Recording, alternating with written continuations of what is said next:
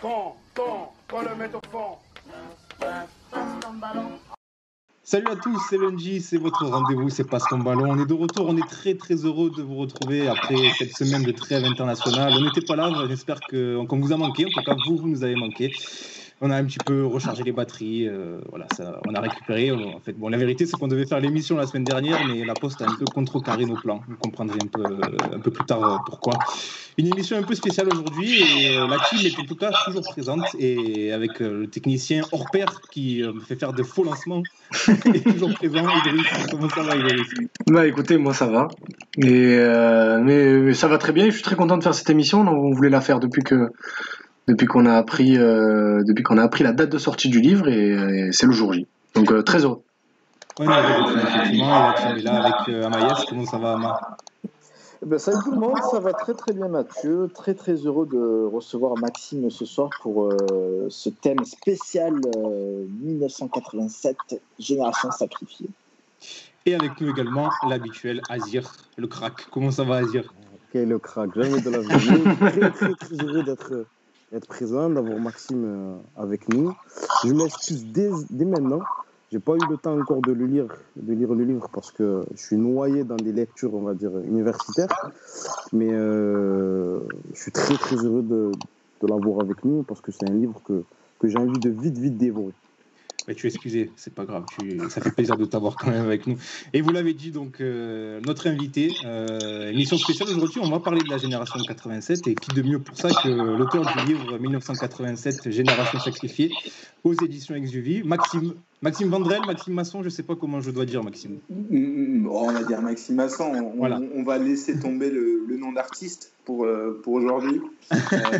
Bonjour à tous, merci pour l'invitation. Et merci à toi. Évidemment de tout pardonner. Merci. Merci à toi Maxime, merci d'avoir accepté notre invitation. On est vraiment très très heureux de te retrouver. Et surtout, je disais en début d'émission, on devait la faire la semaine dernière. On avait la petite exclue, on était parmi les premiers. Et finalement, la Poste nous a mis des bâtons dans les roues. On a reçu notre livre tout en retard. Du coup, par pure conscience professionnelle, on a quand même voulu le lire avant de pouvoir faire l'émission, et du coup, c'est pour ça qu'on a repoussé. Mais en tout cas, on est très très content de t'avoir et merci d'avoir accepté l'invitation, même si j'imagine que tes journées sont assez occupées en ce moment en termes de promo, non? Un petit peu, c'est vrai. Mais c'est un vrai bonheur d'être avec vous.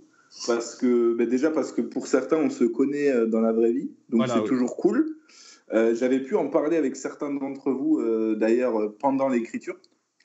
Et quoi qu'il arrive, on a tous échangé et on échange régulièrement sur les réseaux. Et vous êtes des gens que j'apprécie vraiment. Donc, c'est un bonheur d'être ici avec vous ce soir.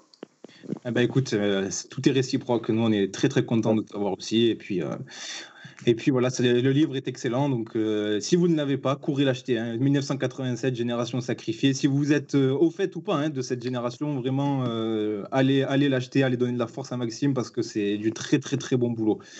Messieurs, le sommaire de l'émission, on va parler évidemment de ce bouquin, de la structure de ce bouquin, des rencontres que tu as faites, de l'écriture, un petit peu de la genèse aussi du livre forcément, ouais. et évidemment des protagonistes qu'on retrouve dans cet ouvrage. On va faire un petit focus en tant que Marseillais, évidemment sur Samir Nasri, sur Hatem Ben Arfa, sur Ahmed Yayaoui, forcément on va un petit peu s'attarder sur eux, mais bon, pas que, on va aussi évoquer Benzema, Jérémy Ménez, Philippe Bergerot aussi. Enfin, il y a tout un tas de personnages qui vraiment sont centraux dans ce bouquin. On va tous les évoquer. Et on parlera aussi plus globalement de cette génération qui a tant marqué les amateurs de football que nous sommes et dont on parle encore maintenant, tant d'années après. Donc, c'est bien la preuve qu'elle a été marquante. Messieurs, je vous propose de démarrer d'entrer dans le vif du sujet. Faisant quelques réflexions générales sur ce livre, et notamment à Maïs, Idriss, vu que vous avez pu le lire, votre avis déjà avant de débuter sur ce bouquin. Moi, je le dis personnellement, je l'ai dévoré. Ça m'a pris 3 jours pour le lire et je l'ai lu d'un trait. Il est vraiment excellent. Ama, je sais que toi aussi, tu l'as lu très très vite. Tout à fait. En fait, il se lit très très vite, malgré le fait qu'il y ait quand même beaucoup d'informations. Mais pardon. Oui. Allô, oui. Allô, oui. Oui. Oui, les gars. Il y a un problème? Non, que se passe-t-il? Non, il se passe rien, les gars, vous pouvez y aller. Ah bah vas-y. On va trouver pendant que je parlais. Voilà, bravo Idriss, super. Ah non, mais il n'y a rien qui a coupé, les gars. On passe pour des amateurs. là. Non, mais il n'y a rien qui a coupé, les gars, c'est pour ça que j'ai pas compris. Moi, j'ai aucune coupure.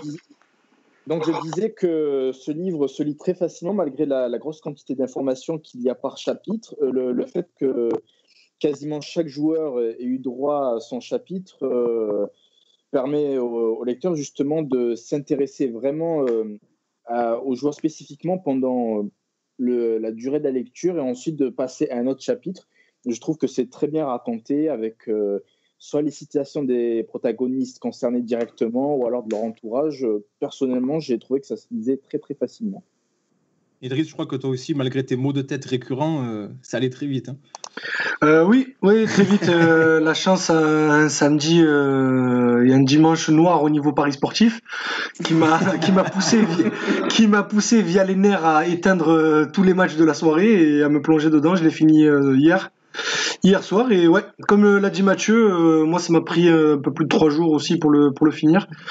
Parce qu'on prend plaisir à relire certaines histoires dont on est déjà au courant, mais qui sont tellement bien racontées. Et en fait, moi, les passages qui m'ont plu le plus, justement, on va en parler plus tard, mais c'est sur Ducasse, Mangani, en fait, tous ceux qui ont eu un destin un peu moins glorieux que les quatre fantastiques dont on va parler. Et c'est juste plaisant d'avoir leur point de vue vis-à-vis de ça, tout ça. Donc ouais, franchement, je vous le conseille, c'est une très très bonne lecture. Moi en plus qui suis pas très littérature, surtout sur le sport, là pour le coup le livre m'a pris. Ouais, c'est très accessible, Maxime, tu le dis dans ton outro, dans le livre, tu as tout fait pour le rendre le plus accessible possible au plus grand nombre. Ouais, voilà, il y avait plusieurs challenges et celui de le rendre accessible en était un. Je sais, de par les réactions que ça a suscité sur les réseaux sociaux quand j'ai annoncé que le livre sortirait dans quelques mois, c'était, je sais plus, un petit peu avant l'été, si je dis pas de bêtises. J'ai eu pas mal de retours de gens qui me disaient ça sera peut-être mon premier livre, ou ça fait longtemps que j'ai pas été chercher un truc à la bibliothèque ou à la FNAC, etc. Et l'objectif, c'était justement d'amener ces gens-là modestement, tu vois, vers la lecture, et que ce soit pas une corvée en fait, que le fait de lire ne soit pas une corvée, et que justement ils puissent se lire facilement et potentiellement rapidement aussi.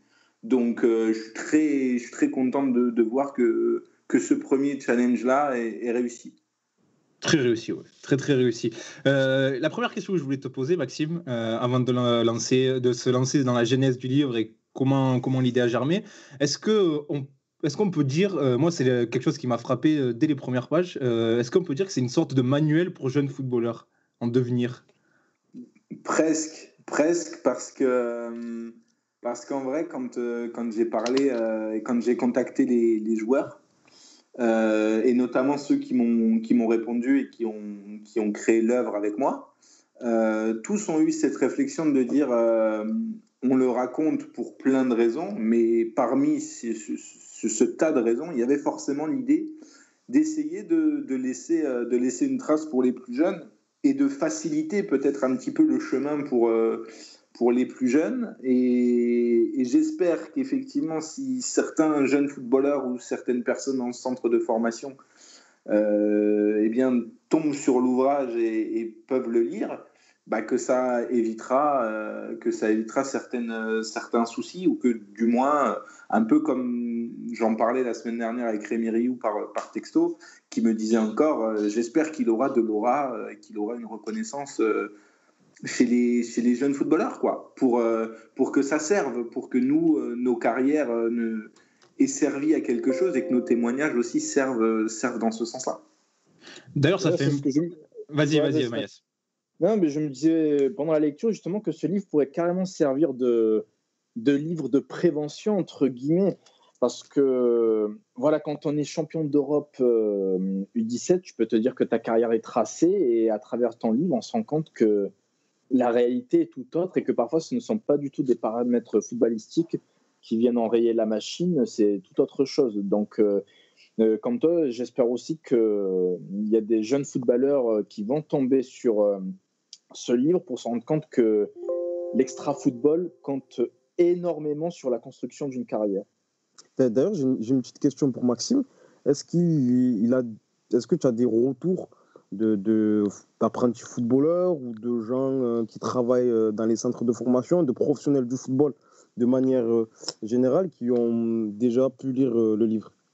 Alors, pas encore, parce que pour raconter un peu le truc, techniquement, il est censé sortir demain, officiellement, et du coup, il a été un peu leaké par la FNAC et Amazon depuis quelques semaines, mais il arrive encore avec parcimonie chez les gens, et vous l'avez dit en intro, l'émission, on aurait peut-être pu la faire la semaine dernière, mais la Poste a fait qu'on l'a décalée.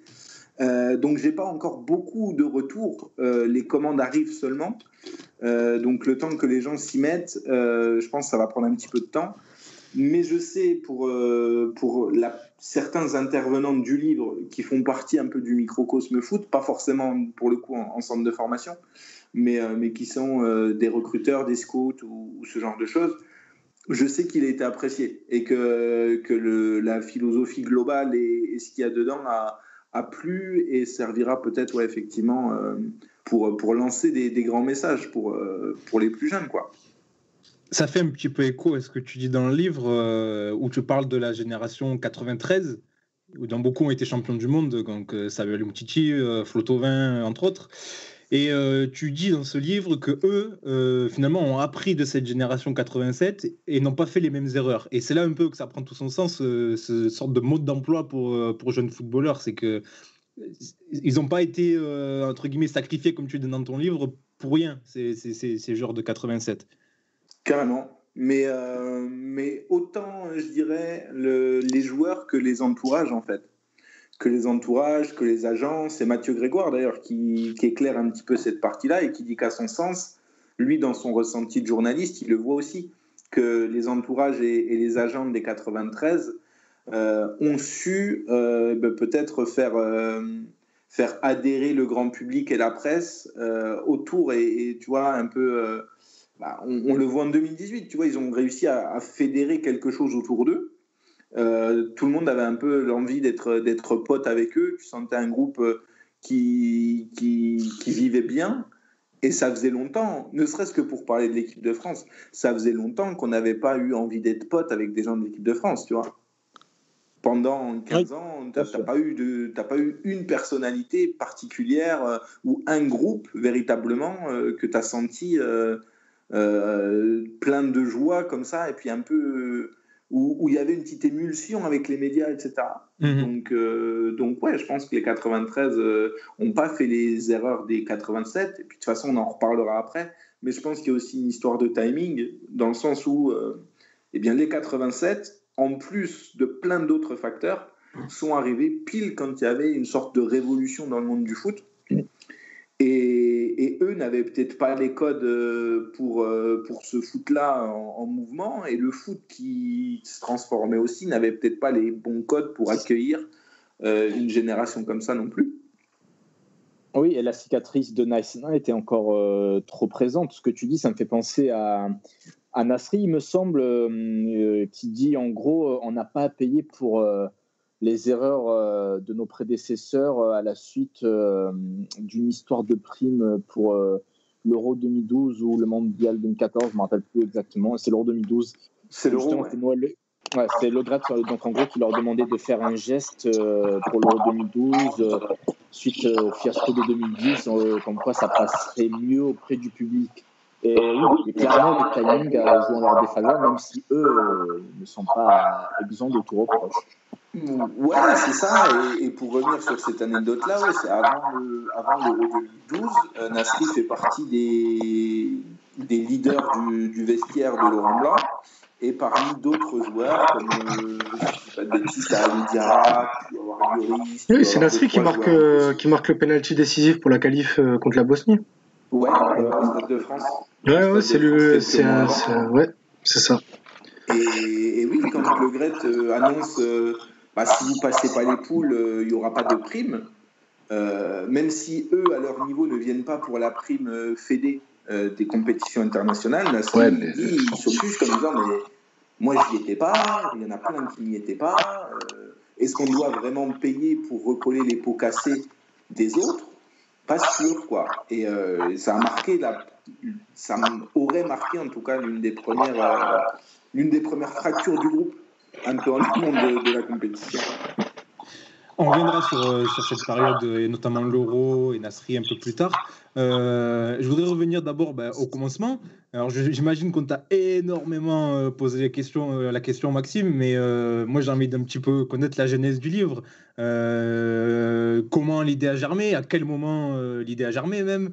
À quel moment tu t'es dit il n'y a pas de livre sur la génération 87, je vais prendre le créneau parce que c'est pertinent? Ça fait quelques années que ça me trotte un peu dans la tête de faire quelque chose autour de la génération en règle générale. J'avais pas encore le format, je savais pas si ça pouvait tenir dans un bouquin. Ça part vraiment d'une idée.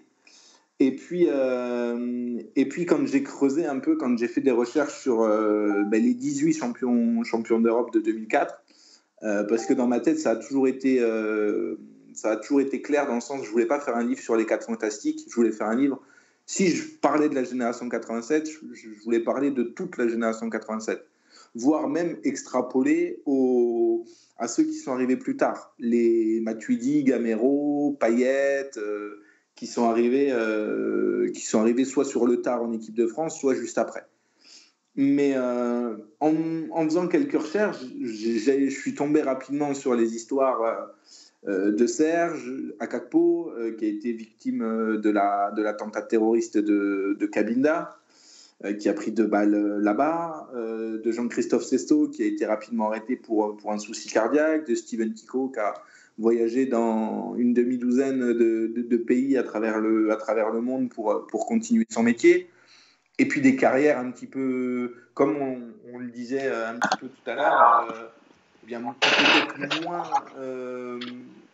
moins médiatisées, comme celle de Mangani, de Ducasse, éventuellement même de Costil, de Rémi Rioux, mais chez qui il y avait de réels accomplissements sportifs. Et très rapidement, quand j'ai commencé à avoir les champions d'Europe au téléphone, j'ai vu qu'il y avait de quoi faire, et c'est là où je me suis dit, bon, on va y aller vraiment, on va foncer, et puis on va essayer déjà de tous les avoir. C'était ça l'idée numéro 1 quand je me suis lancé.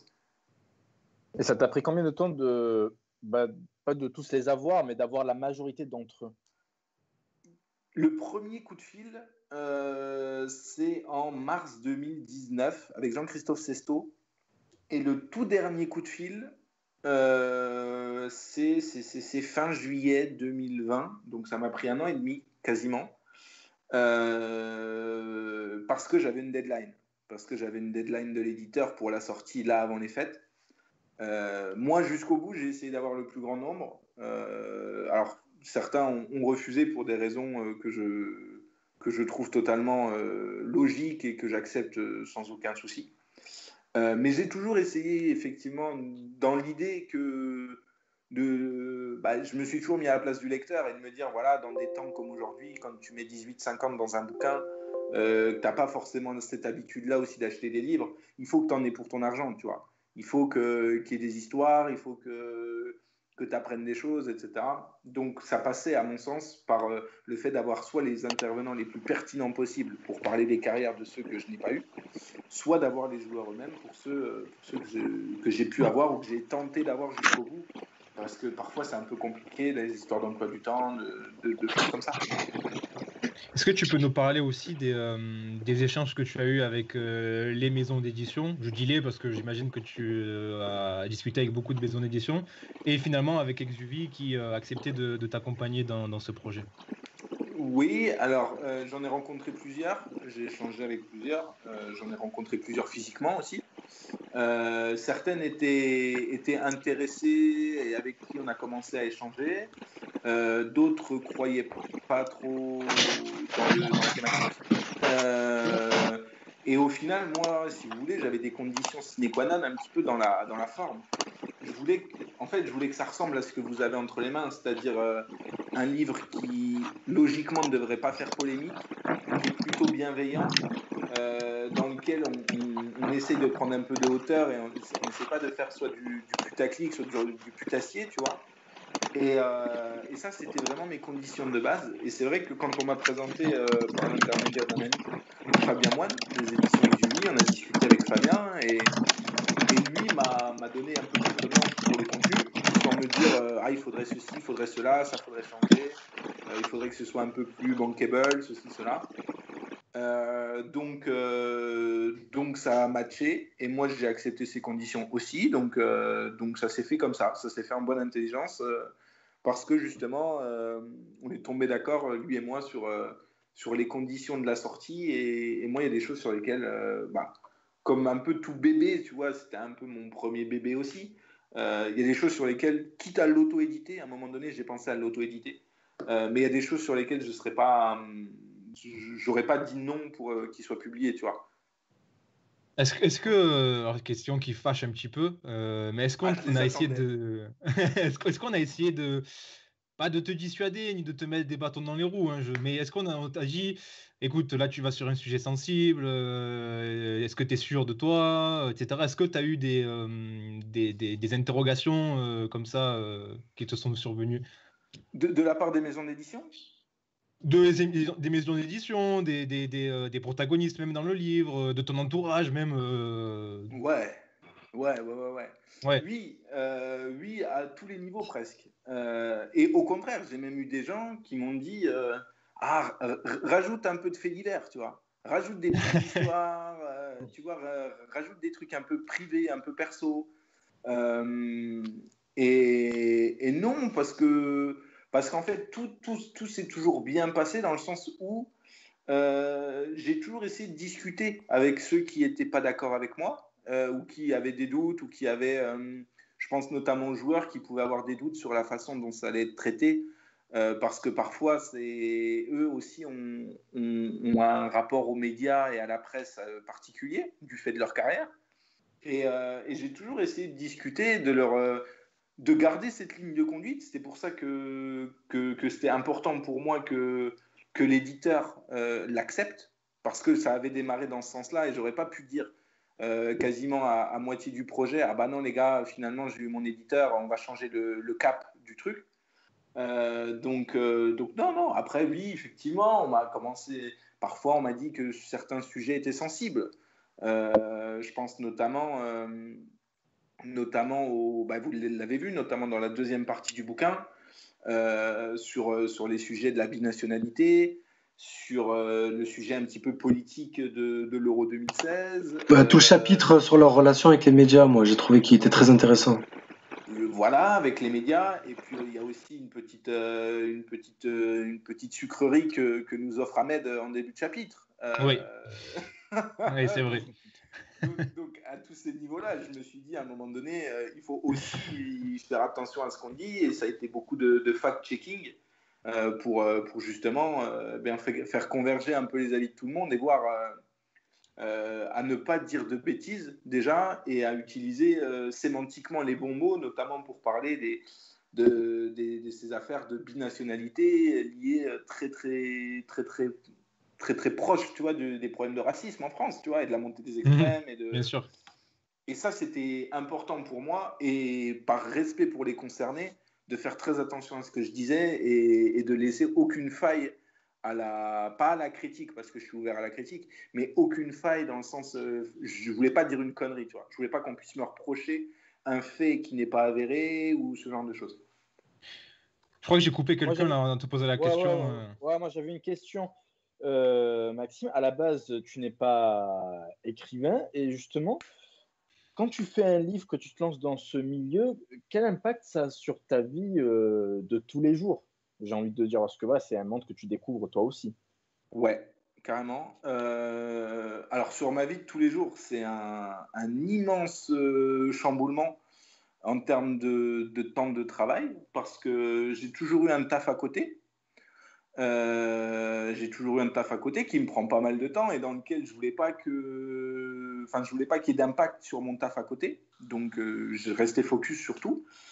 En parallèle, il y a aussi la gestion d'Ultimo Dièse qui me prenait un petit peu de temps, plus ma vie perso. Et effectivement, je me suis retrouvé à écrire beaucoup les week-ends, beaucoup les soirs, ou à passer des coups de fil, effectivement, pendant ma pause déj, le soir, les week-ends. Et j'ai eu la chance, et vraiment, je ne sais pas si elle tombera sur ce podcast un jour, mais j'ai eu la chance d'être très bien entouré, avec quelqu'un de très compréhensif à ce niveau-là. Et si j'étais pas avec quelqu'un d'aussi compréhensif, j'aurais pu avoir pas des soucis, mais tu vois, ma vie perso aurait pu être impactée aussi, parce que ça prend ça prend du temps, ça prend vraiment du temps. Surtout la partie enquête qui prend le plus de temps. C'est bizarrement pas le fait d'écrire qui m'a pris le plus de temps. Et justement, j'avais une question qui rejoint un petit peu ça. Est-ce que par moment, lors de l'écriture, ou même quand tu étais en pleine enquête, comme tu le disais, ou quand tu échangeais avec les principaux concernés, est-ce que tu as été découragé, ou tu t'es dit, ah, ça commence à devenir compliqué, ou ce sujet-là, c'est compliqué, un tel, c'est difficile. Est-ce qu'il y a eu des moments comme ça? Ouais. Et d'où aussi le fait d'être bien entouré. Mais j'imagine que c'est pour pas mal de projets perso au final. Celui-ci, évidemment, parce que c'est un travail de longue haleine sur plusieurs mois, mais des projets comme le vôtre, ou comme d'autres aussi, dans le sens où ça se repose quand même pas mal sur la motivation du principal concerné, ou des principaux concernés. Mais ma meuf, elle l'a entendu 5000 fois dans le salon me dire, j'hurlais, vas-y, j'en ai marre, ça sortira jamais et tout, j'en peux plus. Des centaines de fois, parce que non pas les joueurs, non pas les protagonistes en eux-mêmes, mais tous ceux qui gravitent autour. J'ai essayé de joindre plein de monde. J'ai essayé, je pense, j'avais fait le calcul, je crois, on est monté à 300 personnes de contacter. 300 personnes et 60 ou 70 clubs de contacter.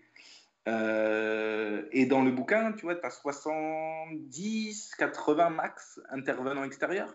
Ça veut dire que tu as quand même des dizaines et des dizaines de clubs qui m'ont laissé en vue, des centaines de mecs qui n'ont pas pris la peine de répondre au message. Et ça, c'est chronophage. Ça, c'est chronophage parce que tu cours après les gens.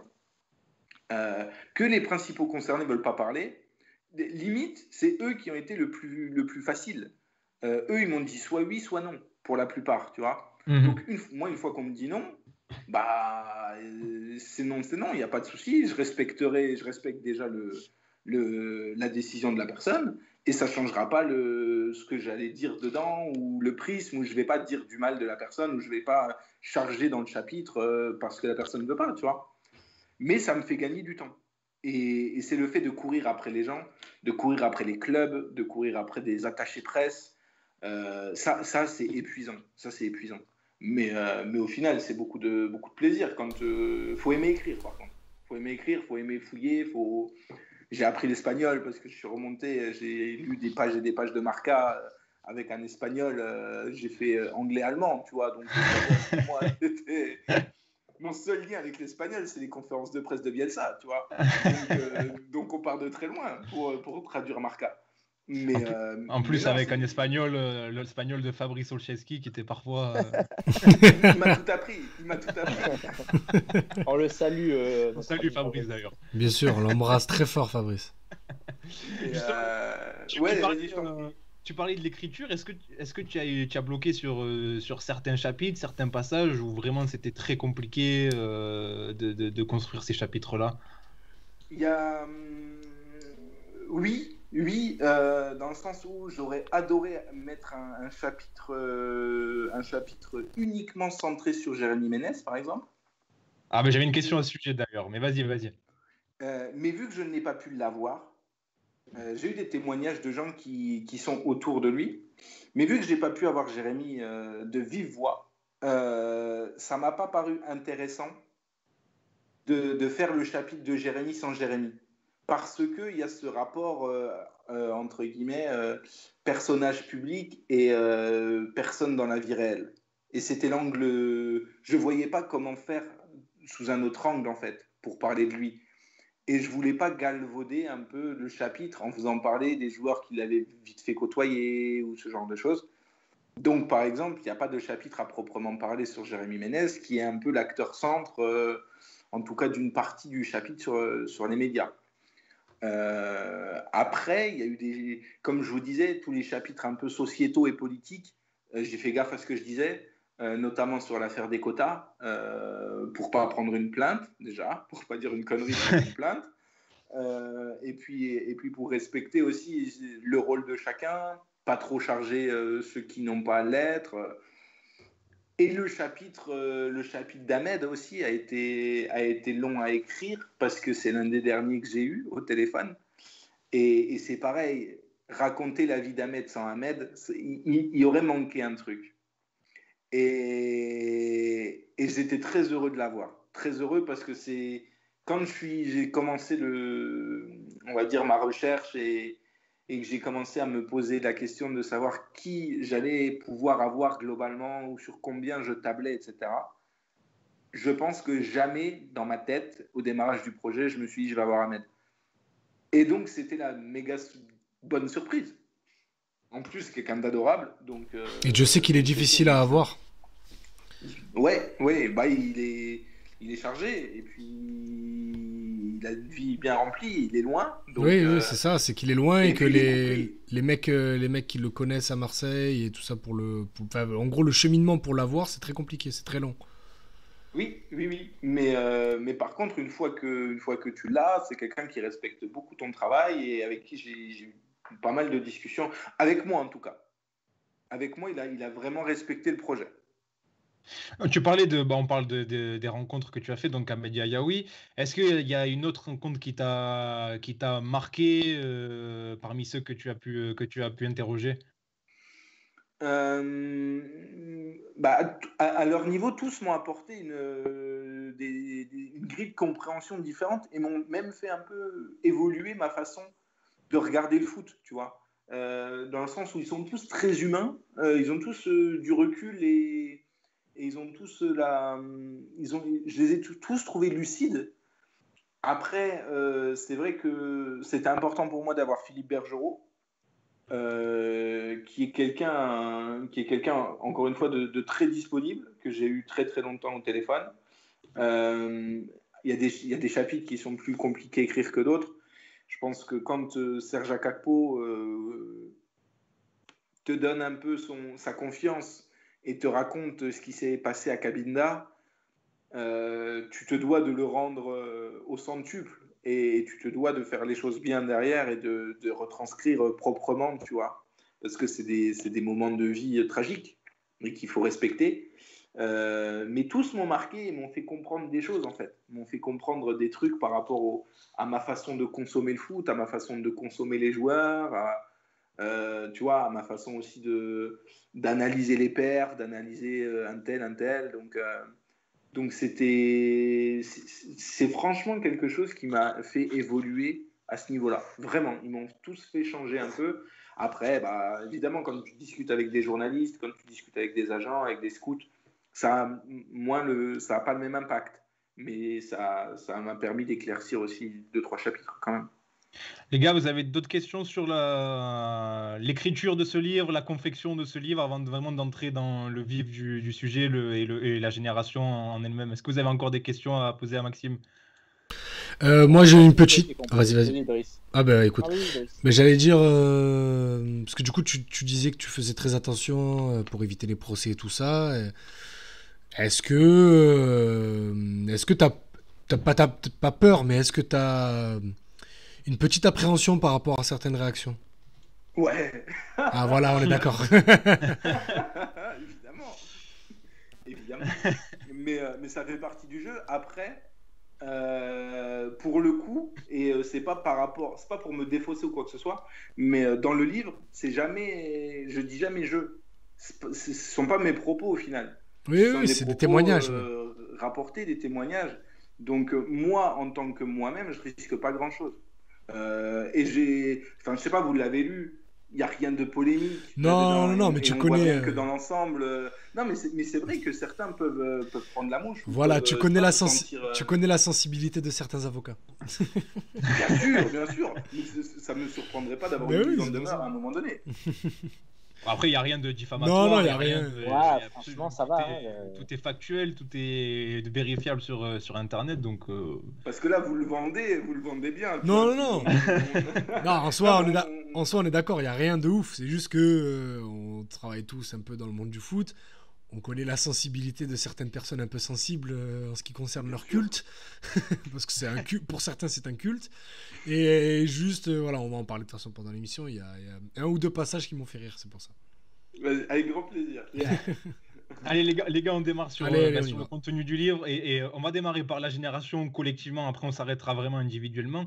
Et donc cette génération, son point de départ, alors c'est pas vraiment l'Euro U17, ils se sont connus avant, mais en tout cas le point de départ du livre et de leur célébrité, entre guillemets, c'est l'Euro U17 en 2004, remporté par les Bleus en France d'ailleurs.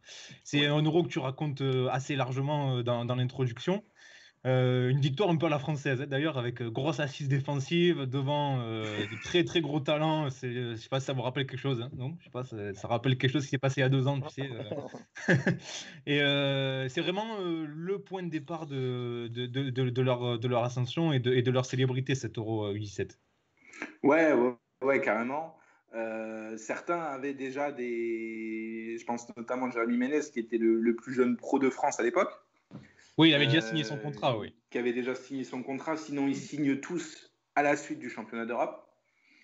Et oui, il y a tout de suite les caméras qui vont entourer cette génération, pour beaucoup quand même. Et derrière les clubs qui les suivaient déjà d'une part, mais les clubs étrangers qui ont fait un peu monter les enchères et qui ont obligé les clubs français, leurs clubs formateurs, à rapidement... lâcher l'oseille et à les signer vite pour éviter, tu vois, de faire une Sinama Pongol ou une Le Talec. Mais je pense un peu... Comment ? Pardon, juste rapidement, j'ai l'impression aussi que pour les gens de notre génération, on va dire les gens qui sont nés au début des années 90, je me souviens encore de la finale France-Espagne, c'était passé sur Eurosport à l'époque, c'était marquant, c'était la première fois perso que je voyais un tournoi de jeunes avec des jeunes qui étaient d'un coup comme ça explosés à mort, on a l'impression que c'était des stars accomplies alors que c'était des jeunes qui étaient âgés simplement de 16 ans. C'est vraiment, même médiatiquement, c'est un tournoi qui a marqué, je pense, beaucoup d'entre nous et ça a marqué ensuite notre manière de consommer le football. C'est un tournoi marquant, je pense, pour beaucoup d'observateurs aujourd'hui. Carrément. Et puis derrière, ils ont eu droit, tu vois, ils ont fait un tour d'honneur avant que... C'était avant l'Euro 2004, si je dis pas de bêtises.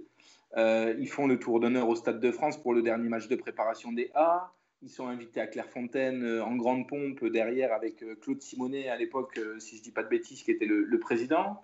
On a mis la lumière et c'était un peu les petits joyaux et les petits protégés du football français, quoi.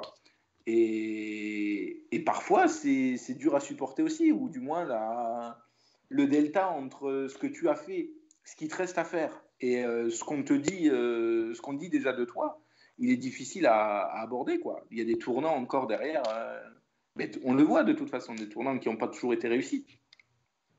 Moi, ce qui m'a marqué dans le bouquin, c'est que tous les joueurs, tous les participants à cet Euro s'accordent à dire que c'est l'un de leurs plus beaux souvenirs dans leur carrière.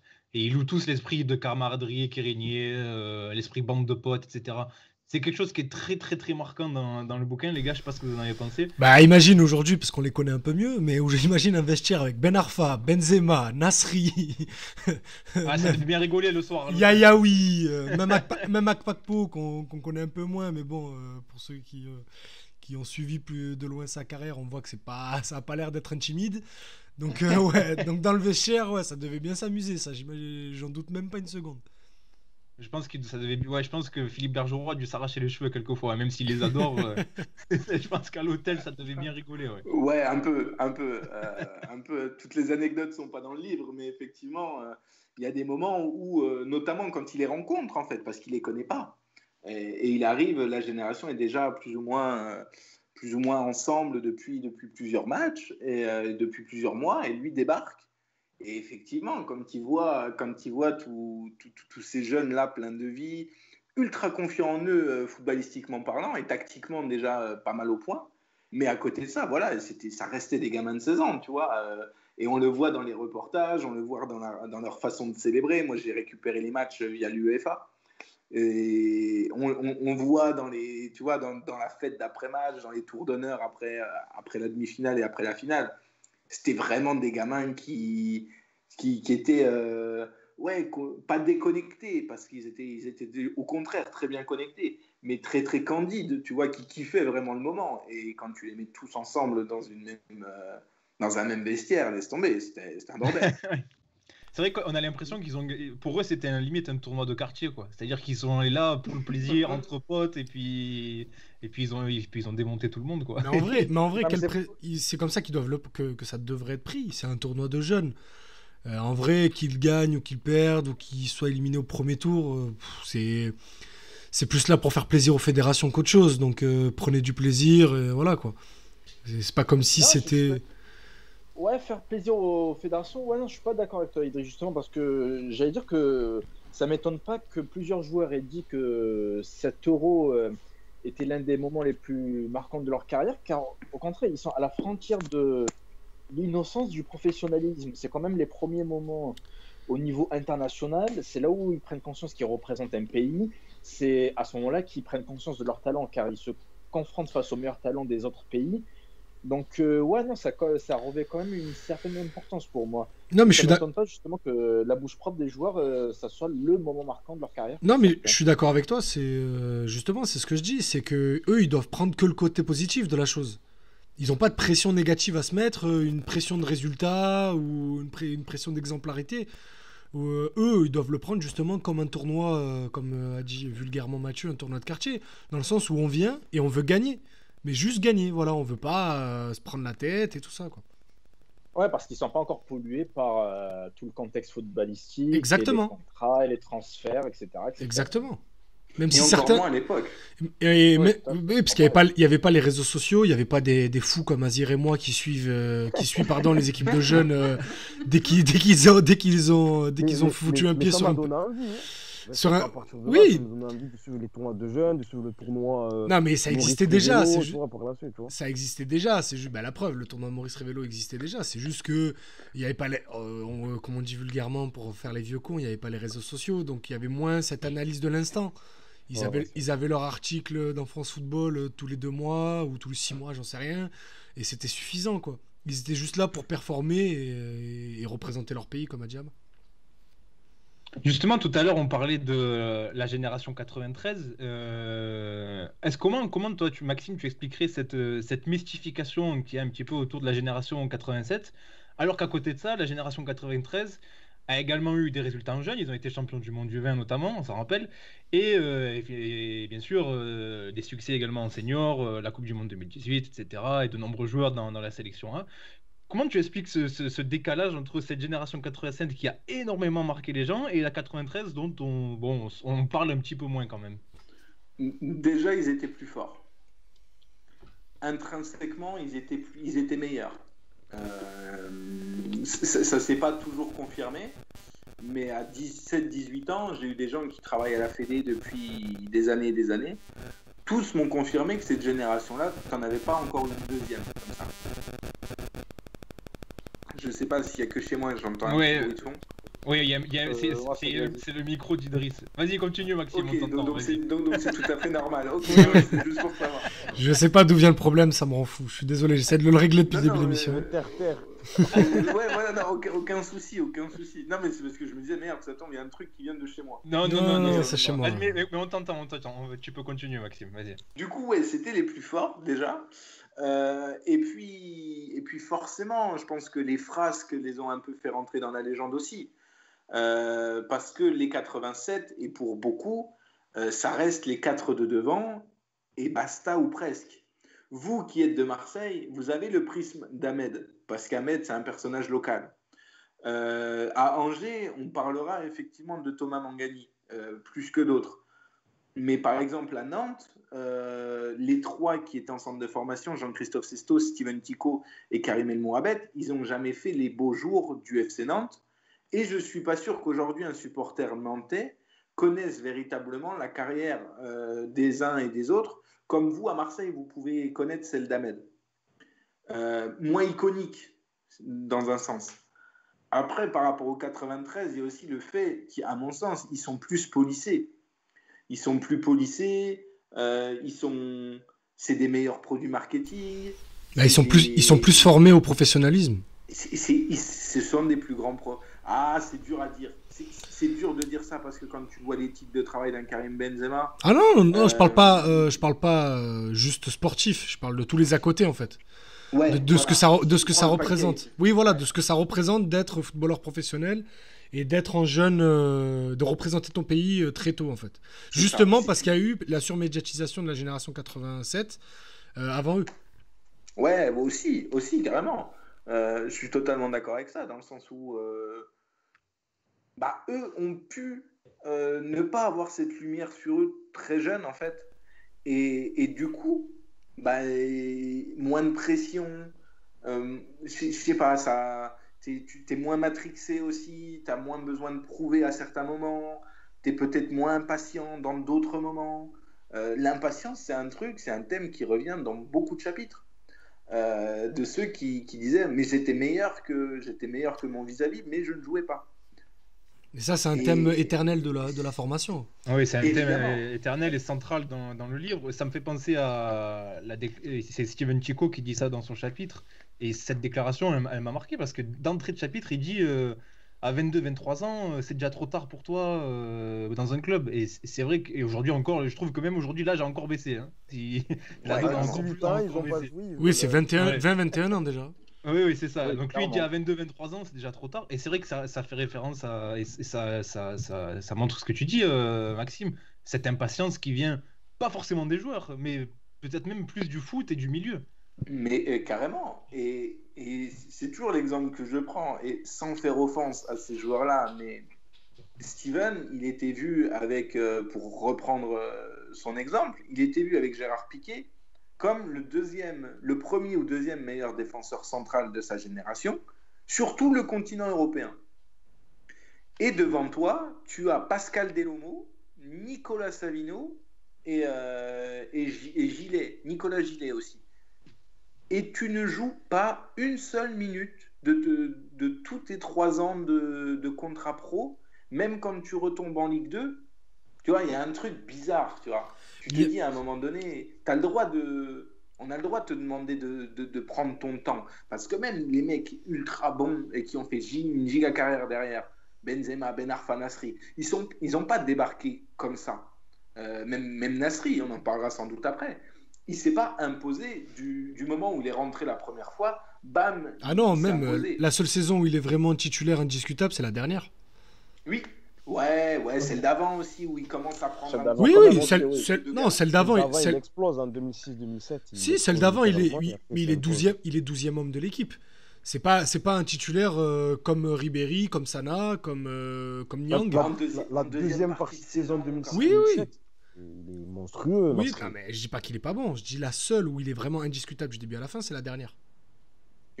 Alors qu'il débute en quoi, décembre ou décembre 2004, janvier 2005. Je sais plus exactement la date. Septembre 2004, je crois. Septembre 2004, ben voilà. Sa première à Sochaux. Oui, voilà, parce que je sais pas pourquoi j'avais le match de Lille en tête où il fait la passe D pour Marley là. Mais bon, bref, en gros, il arrive en 2004 dans l'équipe et il s'installe vraiment. Bah allez, si je vais dans le sens d'Azir, début 2007 quoi. Donc c'est 2 ans et demi plus tard, presque 3 ans. Ouais, c'est le moment où il prend le titre de meilleur espoir. Oui, c'est ça. Quelle part de... Vas-y Maxime, vas-y. Non, mais c'est justement, quand on voit l'avance tactique et technique qu'avait Nasri, et alors effectivement Marseille c'est des fois un contexte un peu particulier, etc., c'est pas toujours le bon exemple à prendre. Mais quand on voit le temps que ça lui a pris, lui, de s'installer à son poste à l'OM, effectivement, un mec comme Akakpo, comme Steven Tico, qui étaient dans les meilleurs Européens à leur poste, bah, quand ils voient qu'à l'entraînement, ils sont meilleurs que les tauliers, comment tu veux leur en vouloir d'être un peu impatient, tu vois. Il y a un parallèle avec un autre membre de la génération 87 qui n'a quasiment pas percé du tout. Je crois que son plus grand club en pro, c'est Sedan. C'est Kevin Parienté qui n'arrive même pas à l'Euro 2004 avec sa génération. Kevin Parienté qui est un espoir du Paris Saint-Germain et à l'époque, on en parlait comme un des meilleurs 87 tout court, et on le mettait même dans la même catégorie que Lionel Messi en jeune.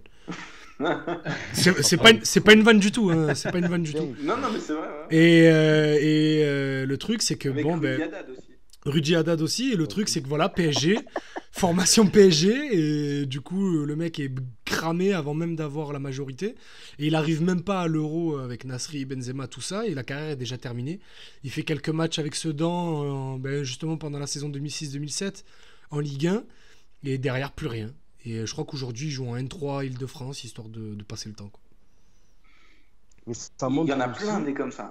ça montre aussi la différence qu'il peut avoir entre le football de jeunes et le football senior. Des fois, quand on dit ça, l'impression que les gens, en fait, dans la tête de beaucoup d'observateurs, quand un jeune explose ou écrase sa catégorie en jeune, il doit forcément, de manière naturelle, s'imposer en senior.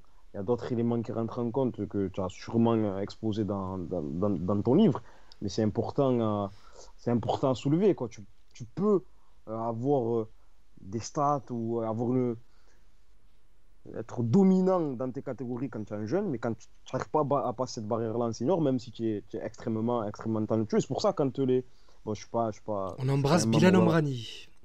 Il y a plein de cas comme ça, C'est pour ça, même si je ne suis pas un membre de la Fédé depuis 30 ans, mais c'est pour ça que quand tout à l'heure tu disais que des membres de la Fédé assurent que la génération 87 est très au-dessus de la génération 93, ça m'interroge parce que concrètement, des fois, la réalité du terrain au niveau senior pour la génération 93, elle semble implacable quand même, tu vois. Même si les autres en 87, ils ont sûrement fait des choses extraordinaires en jeune.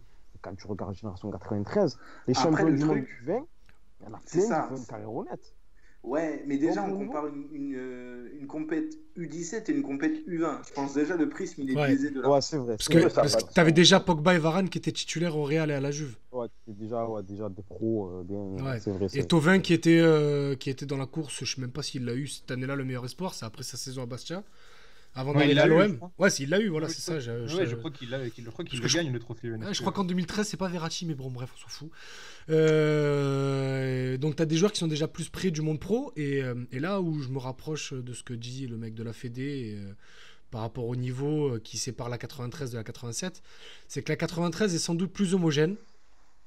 Il y a plus de joueurs qui ont percé. Mais dans la 93, t'as pas un joueur, que ça soit balle au pied ou au niveau palmarès de la trempe de Karim Benzema. Après, c'est un hybride de la formation Benzema. Oui, complètement. Mais même balle au pied, Ben Arfa, si tu veux. Tu vois, sur le talent pur. Je sais qu'en plus, Max, toi, t'es un fan. Ouais. Mais bon, après, on parle aussi de joueurs qui font pas partie de la sélection dont tu parles dans le livre, mais qui ont fait carrière derrière. Nous, ici, on parle beaucoup de Dimitri Payet, qui est de la génération 87. Donc, j'ai envie de dire, la génération 87 est plus talentueuse individuellement, et que la génération 87... Il y a plus de joueurs frissons dans la génération 93. Et que la 93 est plus homogène. Il y a plus de joueurs, quand tu regardes les joueurs de la génération 93, surtout celle qui a fait la Coupe du Monde du 20, tu vois que sur 23, il y en a une bonne vingtaine qui sont encore dans les radars, quoi. On embrasse Alexis Bossetti, bien évidemment. Pour comparer de génération, il faut parler vraiment des qualités intrinsèques à l'instant T. Évidemment que si on parle des carrières de la génération 96-93, il n'y a pas photo. Il y en a une qui est meilleure que l'autre. Mais je comprends ceux qui peuvent dire que la génération 87, peut-être qu'intrinsèquement, à ce moment-là, était meilleure parce que, mine de rien, Nasri, Ben Arfa, Menez, Benzema, c'est des talents bruts, mais quel talent à l'époque. Non, mais Nasri, c'était le successeur de Zidane, et c'était pas juste parce qu'il venait de Marseille et qu'il était d'origine algérienne. C'est parce que dans le balle au pied, dans le jeu, c'était l'élu, quoi. C'est pour ça que, voilà, pour parler de manière plus globale, il faut pas forcément incriminer ceux qui disent voilà, je vais vous parler d'un tel, c'est une pépite, regardez-le, il est trop fort, et finalement, ce joueur ne réussit pas à combler le gap avec le monde pro. C'est juste qu'il y a tellement de paramètres. Il ne faut pas tomber sur les gens justement qui osent dire voilà, que ce gamin à 17 ans est super fort. Vous allez voir. Effectivement, peut-être qu'avec un autre entourage, il aurait été aussi super fort à 22 ans ou à 25. Mais forcément, on le répète encore, le monde du foot est tellement imprévisible. Tout peut changer rapidement. Ça me fait penser au syndrome de la pépite, ça. Et j'ai souvent ça dans les tweets d'Azir quand il parle des jeunes de l'OM. J'ai l'impression qu'il y a des tweetos de la team OM qui vont voir Azir pour lui dire alors il y a des pépites au centre. Mais non, mais les gars, il n'y a pas que des pépites, il y a aussi des bons joueurs, il y a des joueurs qui n'ont pas le niveau, il y a des très bons joueurs. Enfin, les gens sont obnubilés par le titre. Ouais, mais Azir il chauffe aussi. Le terme crack, tu as l'impression qu'on doit sortir des cracks. Voilà, il faut des cracks, des Mais cracks. le pire, c'est que par définition, le monde de foot est très rare. Ils sont extrêmement rares et que la plupart des joueurs professionnels ou la plupart des joueurs qui vont exploser, ils vont avoir leur cheminement, un centre de formation, etc. Ils vont signer leur premier contrat pro et selon un projet, on va dire sportif et individualisé, selon un certain nombre de paramètres, dont l'entourage, comment la manière dont le club va permettre à ce joueur-là d'exploser à travers un projet sportif, il va permettre d'exploser. Mais les pépites ou les cracks sont par définition extrêmement rares. Il y en a un par génération à peu près.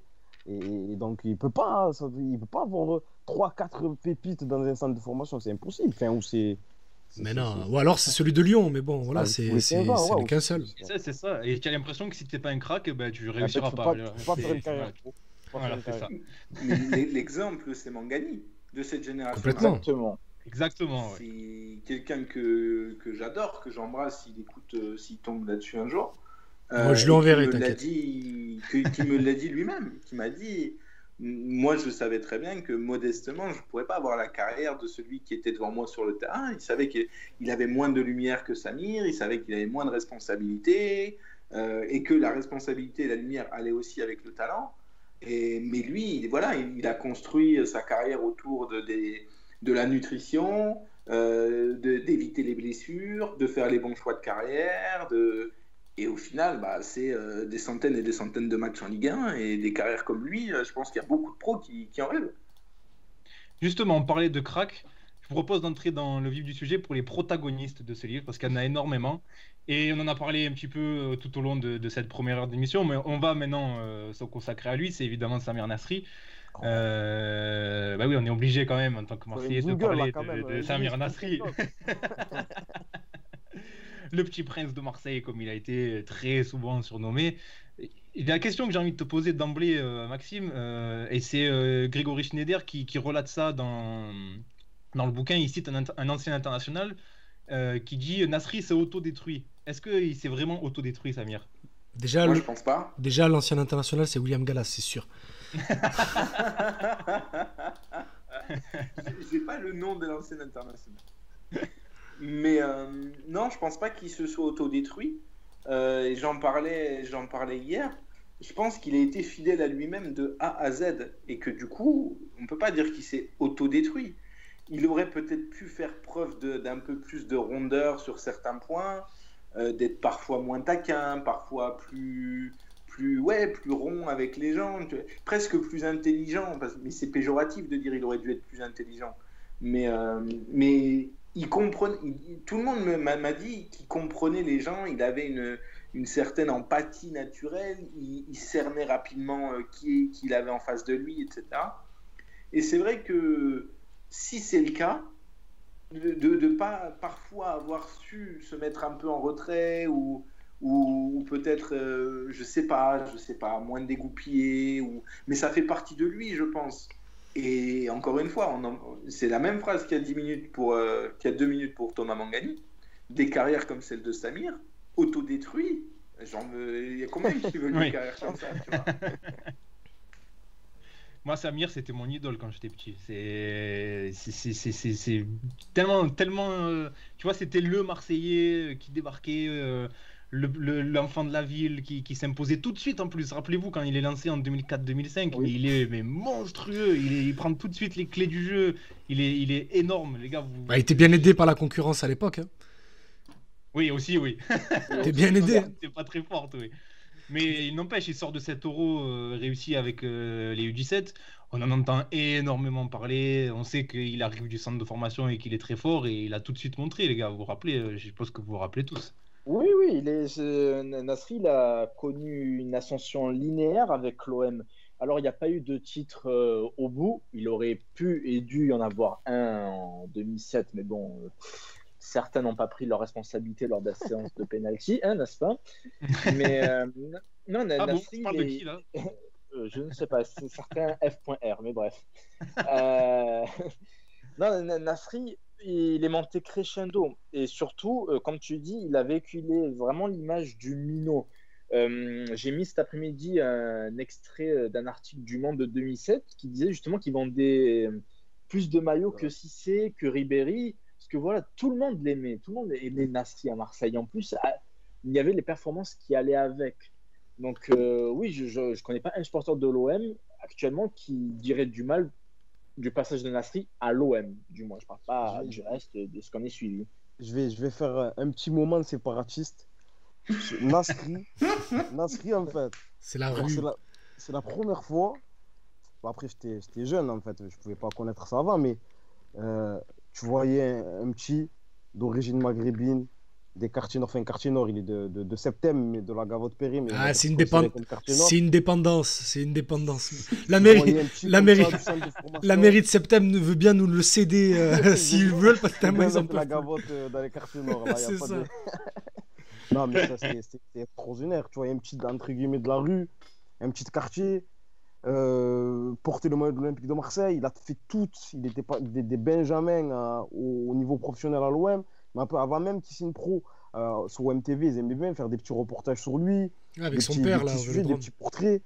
On était hypés même avant même qu'il commence. Et quand il est rentré sur le terrain, sa première rentrée, ses premières minutes, sa première touche de balle, quand il rentre face à Sochaux, il dribble 4-5 mecs dans la surface. Là, c'était trop, en fait. Il y avait tout, pour nous faire rêver. Il y avait tout pour nous faire rêver. Il y avait cette forte appartenance, sentiment d'appartenance, de se voir représenter, en fait, à l'Olympique de Marseille. Et c'était magnifique. Dommage que ça ne s'est pas couronné par un titre. Mais il finit son dernier match face à Strasbourg au Vélodrome, mais un but extraordinaire. Sa reprise, coup de pied, là, fort, pour bien casser la cage. Pied gauche, avant de partir. Avec le maillot jacquard. Oui, tout à fait. Et c'est ça aussi, Nasri, c'est des buts spectaculaires. Hein. Rappelez-vous le but à Metz, le but contre Strasbourg au Vélodrome. Oui, le but contre Strasbourg au Vélodrome, c'est une frappe pied gauche à 25 mètres. Oui, en met deux contre Strasbourg. Mais elle est monstrueuse, cette frappe, pardon. Et celle de Metz, c'est la copie conforme du but de Ribéry face à Nantes au Vélodrome, 2 ans plus tôt. Nasri, voilà, c'est un joueur particulier. Et puis, pour rentrer dans la catégorie séparatiste avec mon ami Azir, Nasri, c'est la personnification des quartiers nord de Marseille. Quoi. C'est un mec des quartiers nord de Marseille avec tous les bons côtés en termes de caractère et les mauvais côtés en termes de caractère. Complètement. C'est que le mec est capable de péter un plomb pour rien. Autant qu'il est capable à 17 ans de prendre une équipe qui ne sait pas où elle va sur son dos et de lui donner 2 mois de bonheur avant que ça retombe dans ses travers. Maxime, malheureusement tu n'as pas pu la voir dans le bouquin, mais j'imagine quand même que tu as pu peut-être échanger avec lui, ou du moins avec ses proches. Qu'est-ce que tu peux nous dire sur ça? Déjà, j'ai échangé avec Ahmed. Donc, je sais qu'ils étaient ensemble à Dubaï à ce moment-là. Donc, peut-être en ont-ils parlé ensemble. Mais oui, c'est quelqu'un qui s'est fait aimer de toute la France aussi, à un moment donné, et très rapidement, très facilement. Après son premier match en équipe de France, contre l'Autriche, si je dis pas de bêtises. Ouais, passeur décisif pour Benzema en plus. Exactement. Et il sort sous une standing ovation du Stade de France. Oui, parce que c'est quelques mois après la retraite de Zidane et l'équipe de France cherchait justement son futur leader. Rappelez-vous, on avait mis Ribéry en numéro 10 face à l'Italie, on avait l'impression que c'était lui qui était censé prendre la succession. Puis bon, il a bien fait comprendre qu'il voulait jouer sur l'aile. Donc quand Nasri arrive, voilà, c'est l'heure de l'élu. C'est lui. C'est ça. Et c'est l'élu. Oui, complètement. C'est l'élu. Zidane le dit à demi-mot. Jusqu'à l'Euro 2008. Même si Nasri s'est toujours défendu de cette image-là. Mais bien sûr que ça devait être lui. Mais ça devait être lui de 2006, encore aujourd'hui. Oui. Pour moi, si sa legacy en équipe de France, elle fait 12-14 ans, ne me choque pas. Ben oui, Ça me comme, choque pas. comme Benzema aujourd'hui, ils ont 33 ans, ils devraient être les parrains de cette équipe qui va à l'Euro. On est d'accord, on est d'accord. Et oui, c'est ça aussi, c'est que les gens ont oublié, et le grand public a oublié à quel point Samir Nasri a été aimé par le football français. Pour le bien du livre, j'ai revu les saisons 2006-2007, j'ai revu les cérémonies où il reçoit son titre de meilleur espoir. Des mains de Zidane en plus. Au trophée UNFP, c'est Zidane qui lui remet. Ouais, voilà. Tu vois, il y a peut-être une coïncidence là. au niveau, tu vois, au niveau de Canal qui avait fait ça pas trop mal. Et même Michel Hidalgo, on en dit mais que du bien. Il est amoureux du garçon. C'est vrai, là, pas que du joueur. Ça me fait penser à Michel Hidalgo qui était très présent sur les plateaux d'OMTV à l'époque. Bon là, du coup, c'est des images qui sont impossibles à retrouver. Mais j'ai souvenir, parce qu'on a tous poncé but à but l'émission d'OMTV. Et à chaque fois qu'Hidalgo commentait des matchs quand ça arrivait, il y avait toujours le petit mot pour Nasri, et notamment sur un but à Auxerre, je crois, où Nasri dribble 3 joueurs avant de servir Pagis qui marque. Et Hidalgo dit juste non, mais le but c'est Nasri. Pagis, il avait juste à la mettre au fond, c'est Nasri qui fait tout. D'ailleurs, je suis sûr que vous vous souvenez, c'est Canal+ qui avait fait ce sujet-là. C'est s'appelé, je crois, Itinéraire d'un surdoué. C'est sur Nasri. Je crois, franchement, quand j'avais 16-17 ans, je l'ai poncé ce reportage. C'est dispo sur YouTube. C'est Margoton qui envoie. C'est oui. magnifiquement écrit, c'est superbe. Et ça retrace l'histoire de Nasri à l'OM, etc. Et c'est là où on voit les fameuses images où il est au Vélodrome avec son père quand il doit avoir 12-13 ans. Son père lui dit bientôt, ça vient de il est sur le vieux stabilisé de l'USTM qui n'existe même plus maintenant. Mais le reportage de l'équipe 21 est pas mal non plus. Ouais, différent. De Tarago. Ouais. Oui, exact, c'est vrai. Et ce qui est rigolo, c'est que c'est Tarago qui le fait, tu vois. Ouais, avec toute l'histoire qui les lie. Exactement. Mais d'ailleurs, Samir, je sais pas ce que vous en pensez, mais on l'entend très rarement, mais quand on l'entend, il a en plus un œil sur le foot quand même très très avisé. Mais très gros. Très bien. Et il pourrait faire un super consultant. Hein, mais très gros connaisseur de ballon. Et c'est Arsène Wenger. C'est Arsène Wenger qui en parle le mieux, qui dit asseyez-vous avec Samir et Abou Diaby autour d'une table et parlez football, et vous oubliez le temps. Vous oubliez le temps qu'il fait dehors, vous oubliez quel jour on est. C'est des mecs avec qui tu peux parler pendant des heures et des heures. Et à regarder à chaque fois qu'on l'a vu dans des émissions, tu le disais Mathieu, j'ai le souvenir d'une émission, je crois que c'est l'équipe du soir, où il était là. Oui, ouais, voilà, il avait présenté l'émission limite. Mais je pense que c'est son caractère qui pourrait l'empêcher d'être un consultant à plein temps. Oui, non, mais de toute façon, je pense qu'il il est capable de péter des plombs en direct et d'insulter des gens, donc laisse tomber.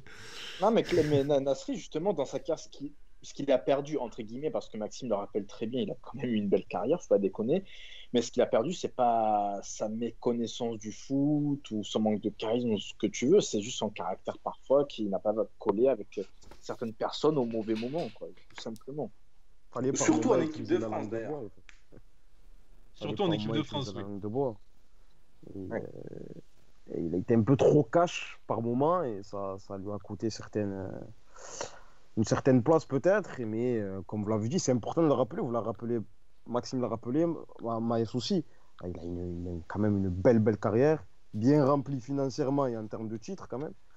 Donc, et en termes d'aventure aussi, c'est un mec qui a eu les débuts qu'on connaît à Marseille, puis il y a eu l'aventure Arsenal, où entre 2008 et 2010, s'il n'y a pas une équipe qui s'appelle Barcelone, ils produisent le meilleur football d'Europe, avec Fabregas et Van Persie. Et puis il y a ce titre avec City, ce match contre les Queen's Park Rangers, où il est objectivement, je dirais, le 3e meilleur joueur de l'équipe, derrière Yaya Touré et Agüero. Et puis voilà, après, il y a Séville, il y a Anderlecht, ça descend un peu plus, mais bon, au final, il a une très très belle carrière. Et on peut en vouloir à Raymond Domenech pour l'Euro 2008.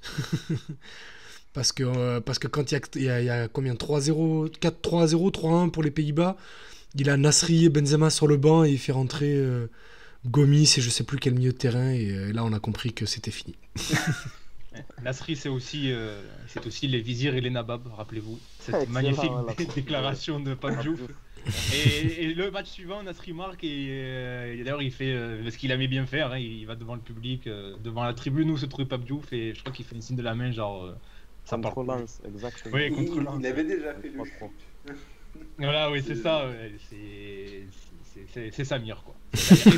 Et son compère, on va maintenant basculer sur son pote de Marseille et de l'équipe de France U17, c'est Ahmed Diayaoui, que tu as eu, Maxime. Déjà, est-ce que tu peux nous raconter un petit peu, sans trop dévoiler de secret, hein, mais comment vous êtes entrés en contact et comment s'est passée ton entrevue avec lui? Alors, c'était sur les réseaux sociaux. Ouais, comme on l'a dit tout à l'heure, Ahmed, c'est quelqu'un qui n'est pas évident à joindre, qu'il faut parfois un petit peu relancer, mais qui s'est toujours excusé de ne pas m'avoir répondu ou d'avoir mis un peu de temps. Et quand on a réussi à s'appeler, c'était pendant le confinement, le premier. Et on a pris une petite partie d'une soirée pour discuter, revenir sur son aventure olympienne notamment, sur le début de sa carrière, sur l'Euro qui est pour lui aussi l'un des meilleurs moments de sa carrière et peut-être même de sa vie tout court. Et qui m'a donc raconté un petit peu les coulisses un petit peu du centre de formation olympien du début des années 2000. Des histoires qui font écho à d'autres, hein, qu'on a déjà entendues et que certains ont raconté. Mais avec moi, en tout cas, quelqu'un de très charmant, de très sympa. C'est un peu la mascotte aussi de cette génération. C'est quand j'ai dit à ses coéquipiers, tiens, j'ai eu Ahmed au téléphone, tout le monde m'a dit, mais t'as dû te pisser dessus pendant 1 heure parce qu'il est comme ça, c'est le déconneur, c'est le bon vivant, il a des défauts, il le sait, il le dit, mais à côté de ça, c'est quelqu'un qui, en tout cas avec moi, est adorable. Comment expliquer ça? Parce qu'il a quand même globalement très rapidement disparu des radars, malheureusement. À tel point que lors ces récentes années, c'est vrai qu'à part sur les réseaux sociaux, comme tu le disais, on n'en entendait plus du tout parler. Comment expliquer cette disparition progressive du paysage footballistique? J'entends pas forcément en termes de carrière, parce qu'on connaît sa carrière, etc., mais même en termes de communication. C'est vrai qu'on avait très très peu de nouvelles de lui. Bon, je pense qu'il a été blessé aussi d'une certaine façon de ne pas avoir fait carrière et que c'est malgré tout, tu vois, une première petite mort dans la vie de quelqu'un qui est aussi proche, aussi talentueux, parce que on parle beaucoup, et ça je m'en suis rendu compte quand je disais aux gens, mais j'ai eu Ahmed Diayaoui au téléphone, tout le monde me parle de ses frasques, tout le monde me parle parfois des petites histoires qu'on a entendues ici et là, de l'influence qu'il a pu avoir avec sa malheureuse vidéo sur la carrière de Samir, sur le fait qu'il soit cité dans l'affaire de la sextape. Mais tout le monde oublie que c'était un génie du ballon aussi, tu vois, et que aujourd'hui on dit les 4 fantastiques, mais si tu t'avais dit les 5 doigts de la main aujourd'hui, il aurait fait partie de ces 5 là aussi, tu vois. Oui, j'ai dit les 4 fantastiques par rapport à ceux qui sont les plus exposés aujourd'hui, mais c'est sûr que qui ont fait une grande carrière. Que Ahmed, je sais plus c'était quelle équipe, c'était pas Chelsea qui après l'Euro Chelsea, ouais. Ah voilà, c'est Chelsea, voilà. Ouais, c'est Chelsea.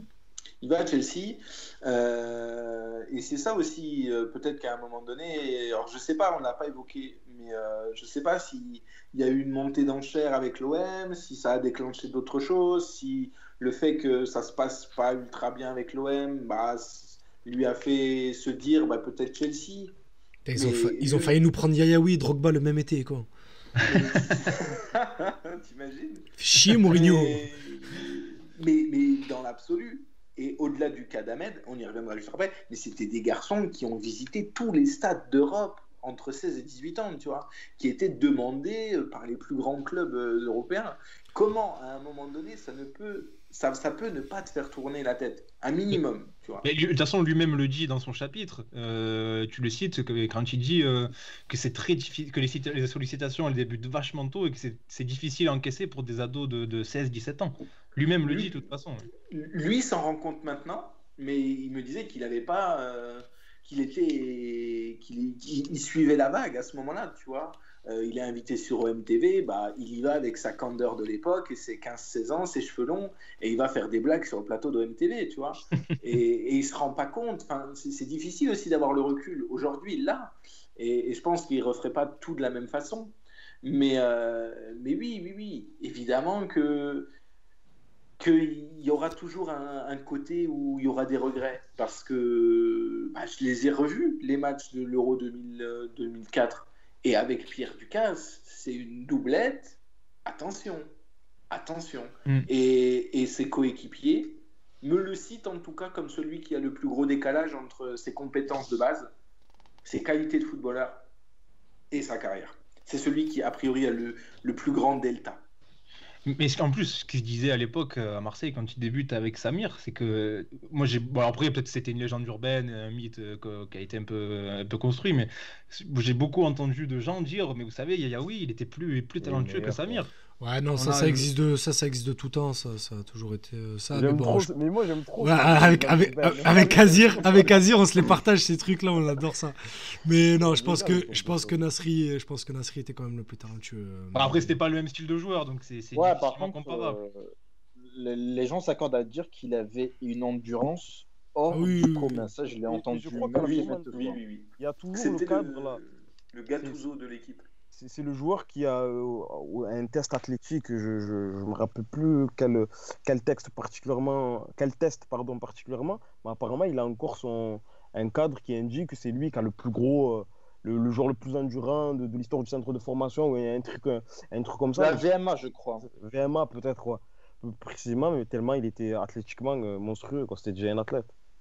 Ah oui, lui pour le coup à 16 ans avait déjà la possibilité dans les jambes et dans le souffle et physiquement de tenir 90 minutes en pro, largement.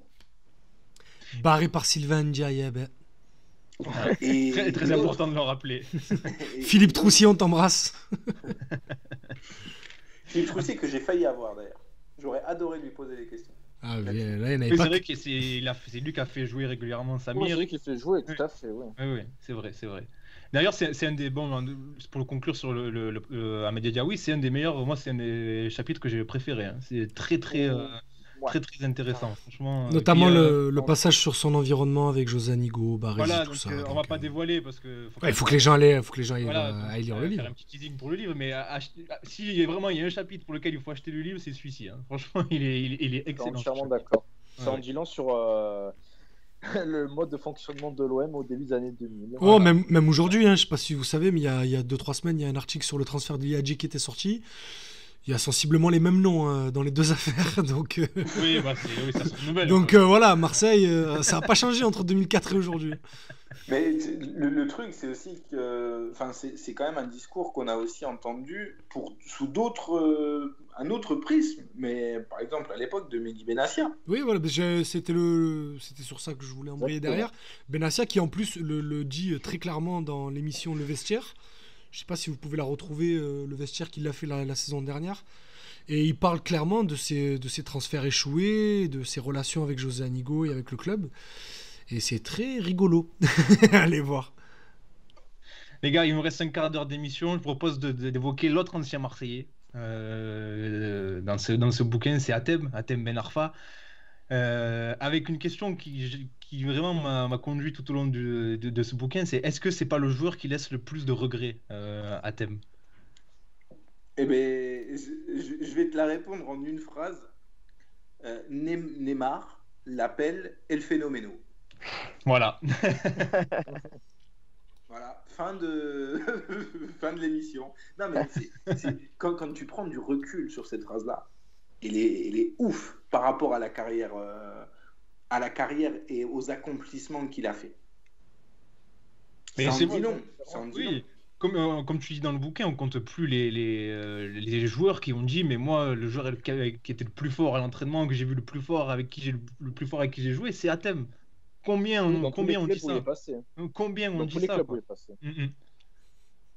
Mais même Ça. encore aujourd'hui, tu vois. Je pense que, bon, là, on n'a pas encore le recul avec Bordeaux, mais à Rennes, il y en a plein qui l'ont dit. Et à 30 ans d'écart entre la thème de l'OL ou de l'OM et la thème de Rennes. C'est-à-dire que dans le temps, il n'a pas perdu. Il s'est fait briser une jambe. Bon, c'est toujours compliqué de revenir. Et ça reste un génie, un phénomène. Ouais, le terme de phénomène, c'est peut-être le meilleur terme pour le décrire au final. Après, on entend les mêmes témoignages sur Daniel Luboya aussi, hein, donc mollo, hein. mollo. Mais oui, non, mais sans... Vas-y, Ama, vas-y. Non, mais même là aujourd'hui, Maxime parlait de Bordeaux, même aujourd'hui, tu vois qu'il a un immense talent. Quand il a envie de décider du sort d'un match, même à 33 ans, il y arrive, même avec une équipe de bras cassés qu'il a actuellement. Non, mais après, le but qu'il met ce week-end. Non, mais après Bordeaux. C'est du ratem.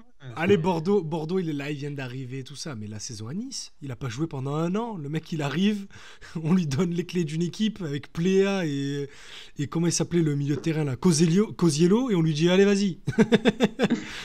Et il t'emmène ça à sa 4e place de Ligue 1. Avec Valère Germain, sa meilleure saison. Avec Valère Germain aussi. Avec Valère Germain, oui. Bah, encore Valère Germain, c'était sa dernière très bonne saison. Mais le but qu'il met face à Saint-Etienne, à Geoffroy Guichard, là. Oh là, même contre Caen, l'Alliance, j'y étais. Et c'était fou. Parce que dès qu'il prend le ballon, tu sais, ça fait partie de ces moments où dès qu'un joueur a le ballon dans les pieds, tu fais « Ouh, là, c'est bon ». Tu te redresses un peu. Ouais, tu fais... Non, mais genre, tu sais, et Azir, c'est très bien de quoi je vais parler. Quand un joueur touche le ballon et que tu lui dis... Tu dis, fais-lui. Mais alors, tu sais, t'as le défenseur sur son recul-frein, t'as Ben Arfa, du coup, qui l'attaque, et tu te dis, il va le tuer. Fais-lui, vas-y, s'il te plaît, fais-lui. Et il lui fait. Ben Arfa, il prend la balle et tu poses la main sur le genou de ton voisin, comme Thierry Henry sur Carragher, là, vous savez, l'extrait qui tombe souvent sur Twitter. Après, oui, voilà, tout à l'heure, je prenais un exemple Karim Benzema au niveau des accomplissements, mais le joueur le plus talentueux de cette génération s'appelle bien sûr Hatem Ben Arfa. Et même en termes de talent intrinsèque, il y a débat sans doute, parce que l'histoire est riche, mais c'est peut-être le joueur le plus talentueux de l'histoire du foot français. Est-ce que la série où on le voit énormément, vous rappelez-vous de cette série à la Clairefontaine, est-ce qu'elle lui a fait, Maxime, c'est à toi que je pose cette question, est-ce qu'elle lui a fait plus de mal que de bien finalement? Oui et non. Moi, je suis persuadé que son entourage au sens large, pour ne pas uniquement parler du cas Michel Oisine, que j'ai d'ailleurs eu au téléphone, et qui, encore une fois, avec moi, je ne sais pas pourquoi, mais tout le monde a été très gentil, tu vois, très, très correct, il n'y a aucun souci. Et donc, beaucoup de gens me disent aussi du bien. Mais son entourage au sens large a peut-être mal géré cette médiatisation. Lui n'était pas en capacité, à 12 ans, de faire autrement que d'être aspiré par la caméra. De toute façon, il aspirait la caméra. En plus, c'était un bon client pour les caméras. Donc, lui ne pouvait rien faire d'autre à 12 ans. Tu vois, 12-13 ans, t'es trop jeune. Là, il avait la même insouciance qu'aujourd'hui, en plus. C'est le même phrasé, la même élocution. C'est exact. Il n'a jamais changé. C'est ça. Il n'a jamais changé. Et après, effectivement... la machine s'est emballée et je pense que tu vois, tout le monde est un peu passé dans le tambour de la machine à laver à un moment donné, tu vois, tout le monde était un peu happé par ce truc là et là où c'est dommage mais en même temps tu as eu 70 recruteurs de clubs français et européens dans ton salon en 2 ans. Comment tu peux pas péter un plomb? Comment tu peux ne pas péter un plomb? Tu arrives à l'OL, peut-être dans le top 8 des clubs européens de l'époque. Dans tes premiers entraînements, on te donne le ballon, tu les élimines tous comme des plots. C'est la vérité. Ils ne voulaient plus jouer avec lui à l'entraînement, ils voulaient le sabater parce qu'il leur faisait la misère à chaque entraînement. Et à l'époque, à Lyon, il y avait déjà Cassapa, il y avait déjà Muller. Tu sais, des défenseurs très soft sur... Cassapa et Muller, c'est des défenseurs qui sont tranquilles. Des gens ultra bienveillants. Voilà, c'est ça. Comment tu veux, quand tu as 17 ans et que tu es peut-être le meilleur joueur de football de l'équipe ou le meilleur technicien technicien de l'équipe qui est top 8 ou qui vise une finale de Ligue des Champions, comment tu veux ne pas péter les plombs? Ou du moins se lancer dans le truc, en fait, tu vois, de se laisser porter par ce talent-là. Mais je pense, il aurait fallu... Antonio Salamanca a une phrase qui m'a beaucoup plu et qui m'a beaucoup touché, en se disant, est-ce qu'à un moment donné, sur une prise de conscience, dans 10-15 ans, il ne va pas se dire, putain, mais qu'est-ce qu'on m'a fait faire, tu vois, ou à quel moment on aurait dû m'arrêter, ou on aurait dû mieux me conseiller, ou j'aurais dû faire autrement, et ça, il n'y a que lui qui le saura. Clairement, parce que pour répondre à la question initiale, moi je pense que ce documentaire lui a fait du mal dans le sens où il a été ultra médiatisé dès 12, 13, 14 ans, je ne sais plus quel âge il avait exactement, et au final, sa meilleure saison, sa saison la plus aboutie, la seule d'ailleurs au final, elle a été faite à 28-29 ans. Donc t'imagines l'écart qu'il y a eu entre le début de sa médiatisation et son apogée footballistique. C'est que mine de rien, ça a eu un impact sur son évolution sportive. Bien sûr. Mais tu te dis quand même que ce mec-là, et vous le disiez tout à l'heure, c'est peut-être l'un des meilleurs joueurs ou footballeurs de l'histoire du foot français. Son pic, c'est à 27 ou 28 ans. À l'OGC Nice. Ouais. Mais en 2011, tu prends bêtement 2011, les mecs ont 24, 25 ans, donc c'est là qu'ils doivent lancer leur carrière. T'as Nasri qui est à Manchester City. Menez qui vient d'arriver au PSG Qatari, donc une des figures de proue. Benzema qui est l'attaquant de Mourinho au Real. Et Ben Arfa qui est à Newcastle avec Yohan Cabaye et Papi Cissé, quoi. Qui s'était fait péter la jambe, mais qui, quoi qu'il arrive, n'a jamais été dans la discussion d'un titulaire en équipe de France. À aucun moment de sa carrière. Parce que même quand il arrive à l'Euro 2012, il surfe sur la grosse fin de saison de Newcastle. Mais il y avait eu débat sur sa présence en plus.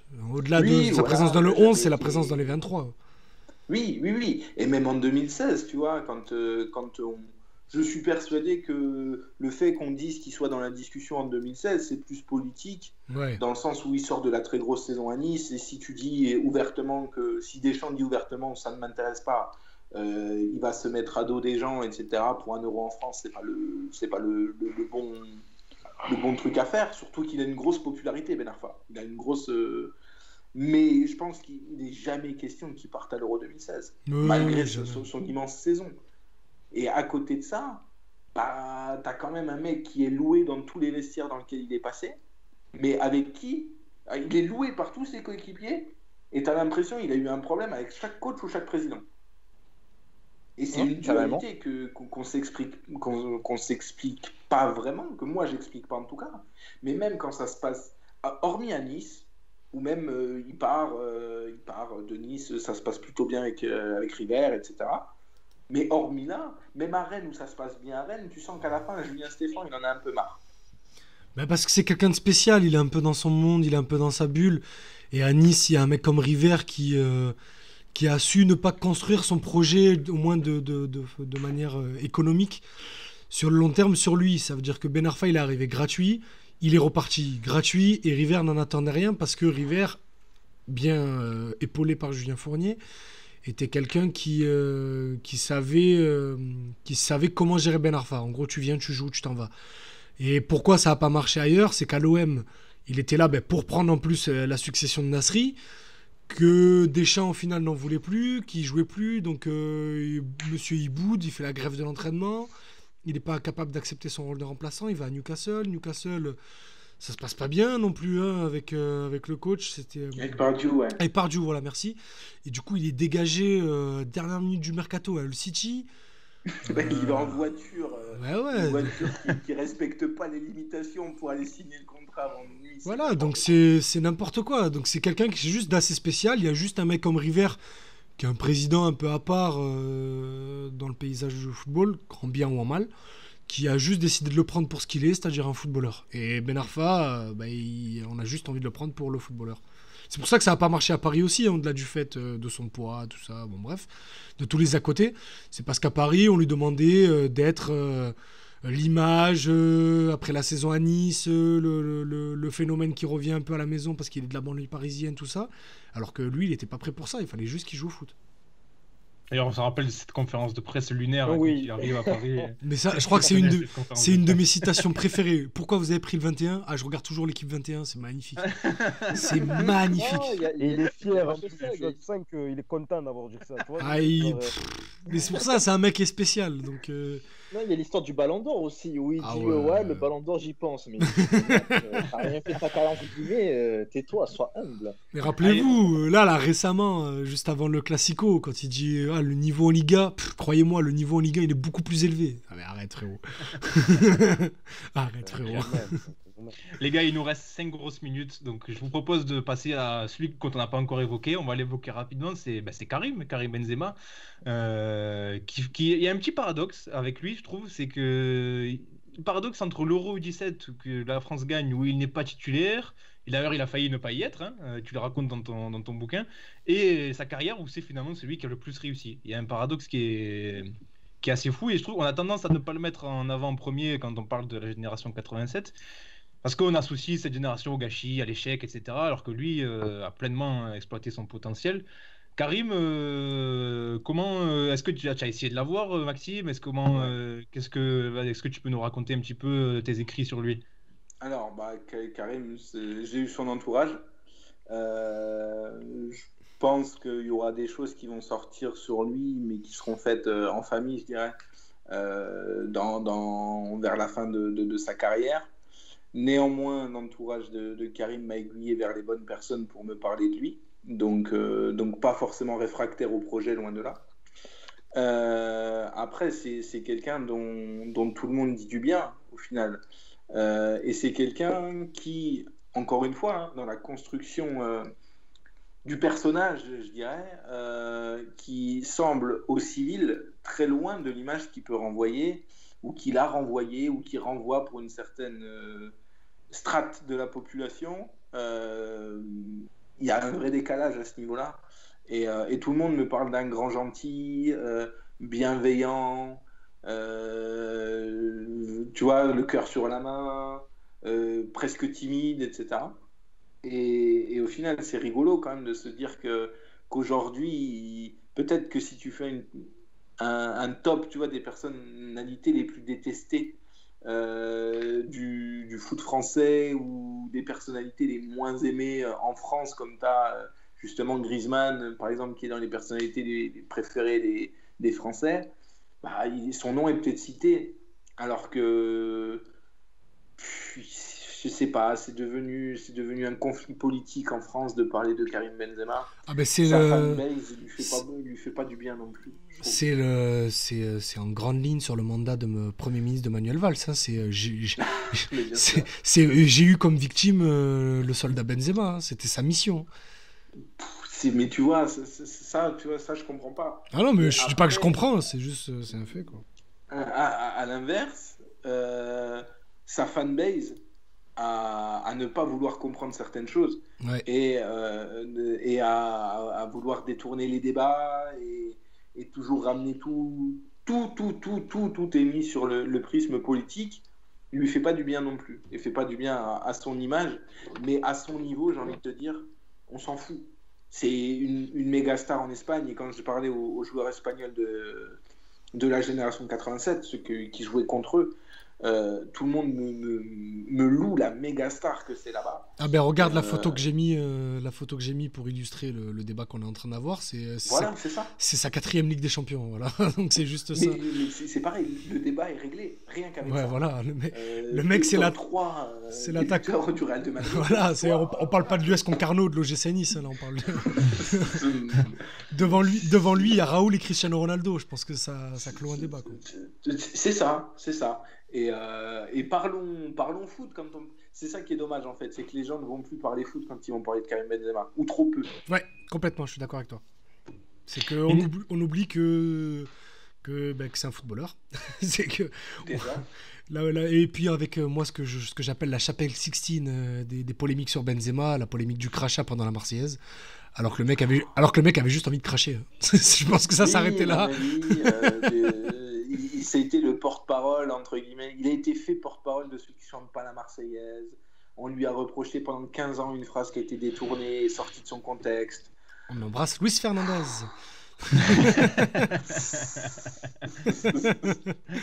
Mais oui, mais voilà, il représente aussi cette médiatisation qui a fait beaucoup de mal à toute cette génération et qu'on retrouve tout au long du bouquin de toute façon, et cette impatience et ses entourages.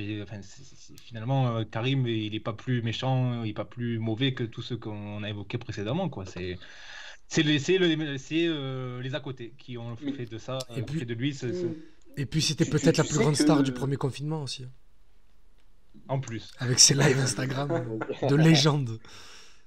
Mais en fait, et c'est ça qui... Personne des 18 n'est cité comme quelqu'un de mauvais, en fait. Et ça remet aussi en parallèle, enfin, ça remet un peu l'église au milieu du village quand le grand public, la doxa, s'empare de l'image de quelqu'un et fait de lui une personne qui n'est pas.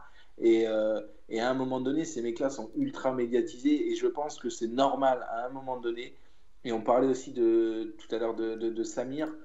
Quand Samir il pète un plomb contre les journalistes parce qu'il y a une sorte d'acharnement qui touche des membres de sa famille qui lui sont très proches, lui ça n'a pas l'air de le toucher particulièrement, mais ça touche ses proches, et c'est ça qui le fait un peu câbler à un moment donné.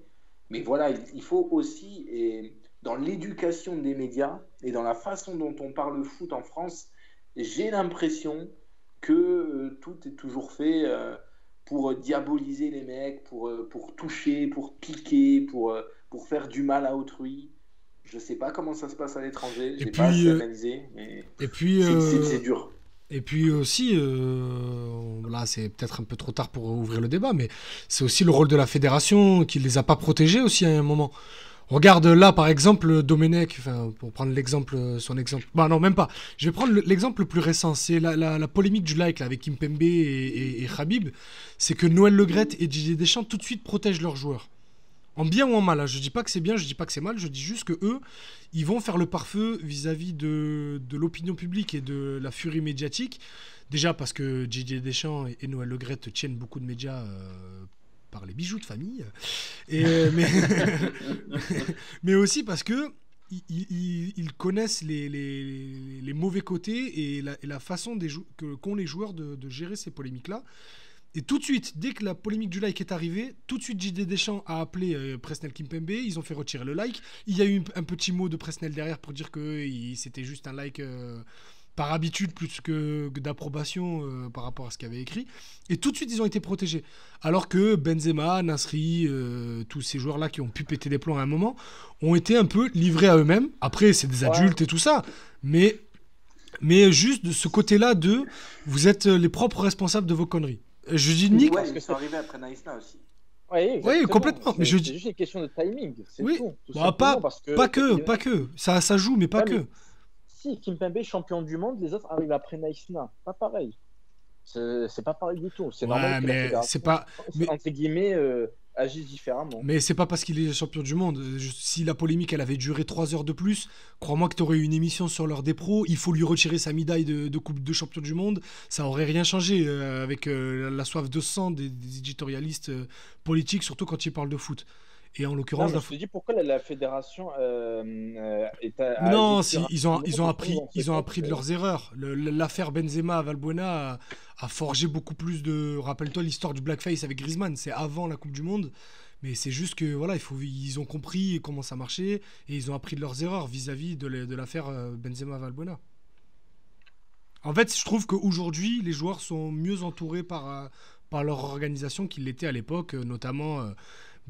Avant cette affaire Valbuena-Benzema pour Benzema et l'affaire du ta gueule avec Samir Nasri. Écoutez, ce sera le mot de la fin. On a fait déjà presque 2 heures d'émission, messieurs. C'était long, mais c'était bon. Merci Maxime. Écoutez, merci à vous. C'était un plaisir et force à vous pour le projet. Merci beaucoup et merci infiniment d'avoir répondu. Merci, et vraiment Courez acheter le livre 1987 Génération sacrifiée aux éditions Exuvie, les Voilà. livres de Maxime Maxon, plus connu sous le nom de Maxime Vandrel sur Twitter. Donnez-lui de la force parce que c'est un excellent bouquin, c'est du très très bon travail, vraiment. Courez l'acheter. Et ben, Maxime, on se retrouve la semaine prochaine. Normalement, il faut parler de choses un peu moins joyeuses, on va parler de l'OM. Ah, c'est le retour de la Ligue des Champions. Voilà. Non, Villas-Boas. Voilà, on va se régaler. Merci à tous nos auditeurs et tous les émissions sont en podcast sur Spotify, sur Google Podcast, sur Apple Podcast, sur YouTube aussi. N'hésitez pas à aller regarder les émissions sur YouTube. Et merci beaucoup pour votre présence. Merci à tous et salut. On se retrouve très très vite. Salut tout le monde.